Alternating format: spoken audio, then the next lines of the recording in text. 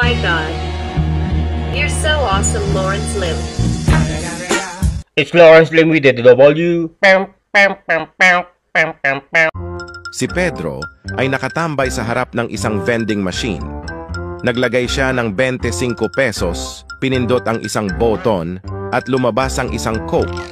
Naglagay ulit siya ng 25 pesos, pinindot ang ibang button at lumabas naman ang isang iced tea. Naglagay ulit siya ng 25 pesos, pinindot ang ibang button at lumabas naman ang isang root beer. Paulit-ulit itong ginawa ni Pedro hanggang sa nainip na ang lalaki sa kanyang likuran. Boss, baka pwede makigamit muna ng vending machine? Uhaw na kasi ako tapos ituloy mo na lang yung ginagawa mo pagkatapos ko. Di pwede. Ano ka, hilo? Bakit ako titigil nakita mo na nga nananalo ako dito? Gago! Magkambal sina Jimmy at Jack pero hindi sila magkapareho ng itsura paglaki. Si Jimmy ay payatot, samantalang si Jack naman ay matipuno at maskulado. Dahil dito, parating naakit ang mga babae kay Jack nang walang kahirap-hirap. Saan man siya magpunta, nagkukumpulan sila sa paligid niya habang si Jimmy naman ay nahihirapan at kahit na lumapit ang mga babae sa kanya, kadalasan ay nahihirapan siyang makipag-usap sa mga ito dahil palaging nababaling ang tingin nila kay Jack. Mag-best friends ang turingan nilang dalawa at ginagawa ni Jack ang lahat para tulungan si Jimmy sa kanyang problema.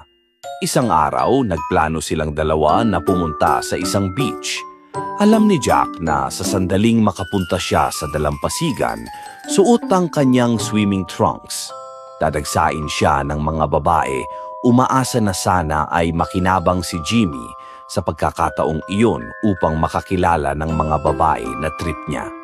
Sa kasamaang palad, habang patungo na sila sa beach, biglang nagkaroon ng importanteng lakad si Jack na kailangang asikasuhin dahil tungkol ito sa negosyo. Sinabihan niya si Jimmy, "Tol, mauna ka na sa beach at sasamahan kita doon. Maya-maya pagbalik ko. Pero ganito ang game plan natin. Kailangan nating ayusin yung itsura mo. Ang patpatin mong katawan ang nagiging dahilan kung bakit nilalayuan ka ng mga chicks. Hindi naman kita pwedeng bigyan ng mga muscles ko, pero pwede nating gawing astig ang itsura mo. Kumuha ka ng isang patatas at ilagay mo sa loob ng iyong swimming trunks. Panigurado, pagkakaguluhan ka ng mga babae." Umalis pansumandali si Jack. Si Jimmy naman ay sinunod ang payo ng kanyang kakambal. Naglagay nga siya ng patatas sa loob ng kanyang swimming trunks at pagkatapos ay tumungo sa dalampasigan para antayin ang kanyang kakambal. Hindi nagtagal ay bumalik na si Jack.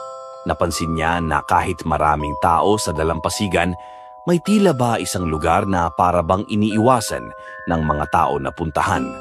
Sa lugar na iyon matatagpuan si Jimmy na nakaupo at mukhang miserable.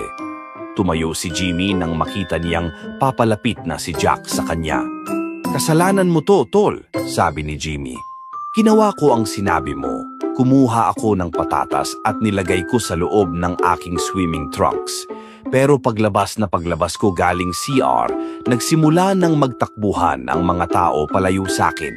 Sabi mo maakit nito ang mga babae pag ginawa ko to pero walang lumalapit sa akin.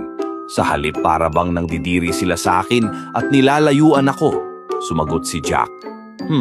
Tumalikod ka nga sandali, tol." Tumalikod si Jimmy at humarap ulit.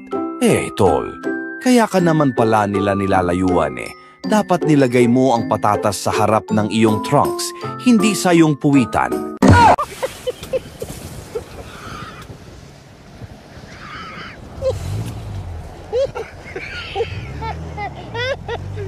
Oy pare, ang gwapo mo. Pare, ikaw din.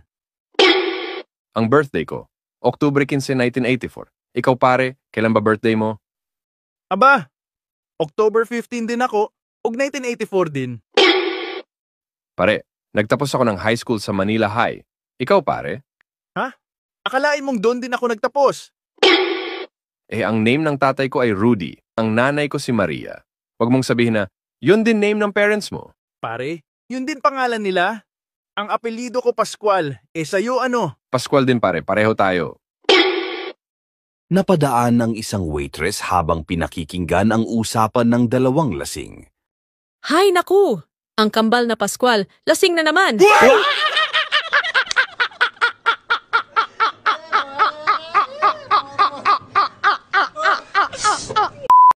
I heard a rumor through the grapevine so bold. Lawrence Lim got a million stories untold. From green jokes, conspiracies, and edits with flair.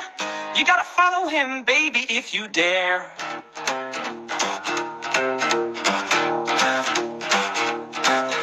Your feed feels empty without his magic touch. He got the blues and the laughs that you crave so much. With a click and a follow, you'll find some relief. Lawrence Lim, social media, a digital belief.